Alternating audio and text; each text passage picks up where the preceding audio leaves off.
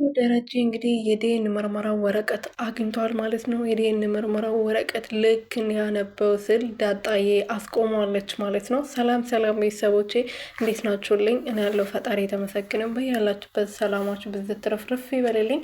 ለዚህ ቤት አዲስ የሆናችሁ ሰብስክራይብ፣ ሼር፣ ላይክ እያደረጋችሁ ቤተሰብ እንድትሆኑልኝ በትህትና ጠይቃችኋለሁ። ዳጣ ክፍል 12 ተለቋል። ክፍል 12 ላይ እንግዲህ አቶ ደረጀ ያብ ያረገችውን የዲኤን ምርመራ የዳጣና የአቶ ደረጀ የዲኤን ምርመራውን እስከ ዛሬ ድረስ እሷ አላየውም ነበረ። ወይዘሪት ገነትም እንግዲህ ዲኤን አይታው የእሱ ልጅ ያለመሆኑን ካረጋገጠችው በኋላ ወረቀቱን ጠረጴዛ ላይ መኝታ ቤት አርጋው ነበረና ሰላምዬ ደግሞ ቤት ስታጸዳ አግኝታው ስለነበረ ይሄ የእርሶ ነው ወይ ብላ ለአቶ ደረጀ ሰጥታው ነበረና አቶ ደረጀ ደግሞ እንግዲህ ካፌ ውስጥ አንድ ላይ ቁጭ ብሎ ከውሃ ጋር ነበሩና ወረቀቱን ለውሃ ሰጥተዋት ነበረና ቤት ከገቡ በኋላ ወይዘሪት ገነት እንግዲህ ስታየው ምንድነው ወረቀቱ ብላ ስትጠይቀው ለሰላምዬ ነበረች ከመሬት አግኝቻለሁ ብላ የሰጠችኝ፣ ከዛ ሳላነበው ነበር ለውሃዬ እዛ ካፌ ውስጥ ቁጭ ብለን የሰጠዋት ብሎ ልክ ሊያነብስል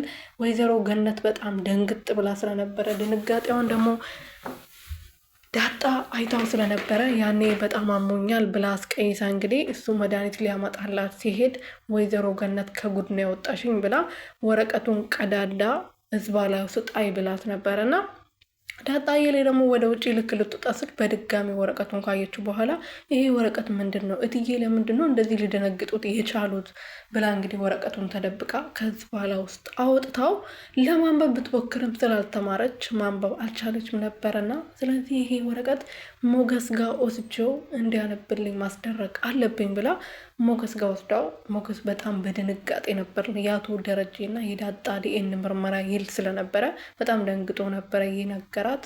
ግን አባትሽ አይደለም ደረጀ ዲኤን ምርመራ ነው ብሎ ከነገራት በኋላ ከዚህ በፊት እንግዲህ ዳጣዬ ፀጉሯን ልታበጥር ስትል ሰላምን ማበጠሪያ አምጥታ ልግራ ጭንቅላቷን ልታበጥር ስትል እያብ መታ እንግዲህ ማበጠሪያ ሽስትጭኛ እንዴ ላበጥርበት ብላ ሰላምን ፀጉር ነበር የወሰደችው የዳጣ ሳይሆን ማለት ነው። ዳጣዬ እንግዲህ በጣም ደንግጣ ደረጀ አባቴ አይደለም ብላ እያለቀሰች እያለ ከዚህ በፊት ያብ ያረገችው ነገር ትዝ ብሏት እቺ ፋራ ስንቴ ነው የምታታለኝ ወይኔ ዳጣ ብላ በራሷ ተናዳ ነበረና ግን መጨረሻ ላይ ደስ ብሏታል። ምክንያቱም የዲኤን ምርመራ የተደረገው የፀጉር እንትን የእሷ ያለመሆኗን ስላወቀች የሰላምዬ ነበር የወሰደችው።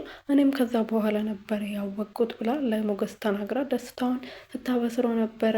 አቶ ደረጀ የኔ አባት ነው ውሃዬም እህቴ ናት ብላ ደስ ብሏት እያለቀሰች ለሞገስ ስትናገር ነበር ማለት ነው። ቤተሰቦች ለማንኛውም በዳጣ ምክንያት ወይዘሮ ገነት ከጉድ ወጥታለች ማለት ነው። አቶ ደረጀ ቢያቅ በጣም ይናደድባት ነበር። ዲኤን ምርመራ እንደተደረገ ከሱ ተደብቆ